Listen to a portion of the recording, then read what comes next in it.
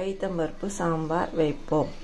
பைத்தம்பருப்பு உங்களுக்கு தேவையான அளவு போட்டுன்னு இது தண்ணி ஊற்றி வாஷ் பண்ணிவிட்டு தண்ணி ஊற்றணும்.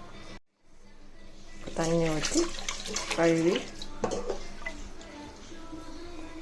ஊற்றணும். தண்ணி ஊற்றி 1/4 மணி நேரம் ஊற வச்சுக்கணும். அதுக்கப்புறம் சாம்பார் செய்யலாம். இப்போ இதுக்கு தேவையான அளவு உப்பு, 1 ஸ்பூன் மிளகாத்தூள், வெங்காயம், தக்காளி, பச்சை மிளகாய் சேர்த்துக்கணும்.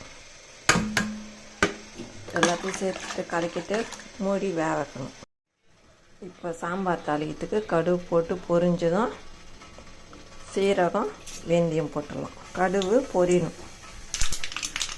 இப்போ அரைச்சிக்கணும். மிளகு பூண்டை போட்டுக்கணும். நல்லா அரைச்சிட்டு போட்டுக்கணும். அப்புறம் காஞ்ச மிளகாய், கருவேப்பிலை போட்டு வதக்கணும். இப்போ புளியை ஊற்றி நல்லா கொதிக்க வைக்கணும். இப்போ தாளிச்சதை கொட்டிடலாம். தாளிச்சதை கொட்டி கலக்கணும். கொத்தமல்லி தூவினா சாம்பார் ரெடி. டேஸ்டான சாம்பார் ரெடி ஆயிடுச்சு. இந்த வீடியோ பிடிச்சிருந்தால் லைக் பண்ணுங்கள், ஷேர் பண்ணுங்கள், சப்ஸ்கிரைப் பண்ணுங்கள்.